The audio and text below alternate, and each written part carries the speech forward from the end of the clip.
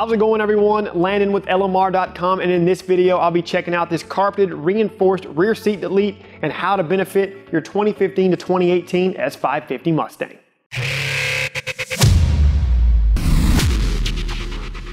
If you're wanting to shed some weight in your S550 Mustang, then deleting the unused back seat is a good starting point. The bottom cushion, seat back, and the hardware tips the scale at a surprising 37.5 pounds. This reinforced carpeted rear seat delete for your S550 Mustang closely replicates the delete found in the GT350R Mustang at a fraction of the cost. Being pre-molded and reinforced, this rear seat delete flows with the contours of your Mustang's interior, and it presents a very high-end factory look. The carpet is going to be black in color, so it's going to blend well with the interior panels in your Mustang. Now, another cool attribute to this delete is that it meets the NHRA's FMV SS302 standard for flame retardant compatibility. The rear seat delete itself weighs in at approximately 4 pounds, so if you do the math, that's approximately 33.5 pounds in total weight savings. For this install, I am going to be removing anything and everything related to the rear seats. This will include the seat bottoms, seat backs, belt receptacles, belt assemblies, and all of the retaining hardware. Now, to install this rear seat delete into your S550, I would personally begin with removing the front seats from the car. They're held in place with 4 T47 Torx bolts. You'll simply remove the 4 bolt covers with a small flathead screwdriver, remove the bolts, disconnect the electrical connection if it's equipped, and then you can yank the seat out of the car. The rear seat bottom is removed by simply pushing in at the center of each side to release the clips. Remove the 2 outer 15mm seat back retaining nuts.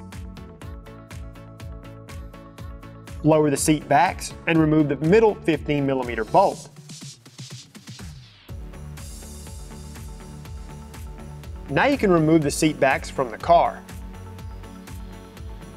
Unscrew the 2 plastic retainers from the floor and position the small carpeted floor piece out of your way. Loosen and remove the T45 Torx bolts, securing both child restraint brackets to the floor. Loosen and remove the 2 13mm bolts, securing the seat belt receptacles to the floor. Reposition the small carpeted floor piece in plastic retainers. To remove the rear interior quarter panel, start by pulling out on the section located near the package tray. Work your way across the top of the panel, near the quarter window and driver's seat belt. Lift up on the lower door sill panel just enough to remove the lower section of the rear interior quarter panel. Bring the panel forward and then remove the rear seat belt trim piece. Now you can fully remove the interior quarter panel from the car. Gently pull the C-pillar trim panel away from the car. Remove the passenger side rear interior quarter panel and gently pull the C-pillar away from the car on that side as well. Remove both push pins securing the package tray. Pull the package tray towards you and then remove it from the car. To remove the seat belt assemblies, loosen and remove the 3 13mm retaining bolts. Carefully rotate the assembly out of the body of the car. Finally, remove the 13mm bolt securing the seat belt assembly to the floor, and it's free to come out. Repeat these steps for the other seat belt assembly. Remove the 4 T40 Torx bolts that secure the seat back strikers. Reposition the package tray back into place. Measure up from the bottom 2 1/8 inch. Then measure 7/8 inches from the outside of the oval opening and mark the area.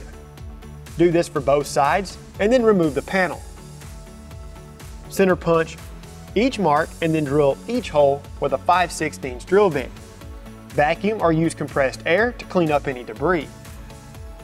Reposition the package tray back into the car and reinstall each C-pillar trim panel.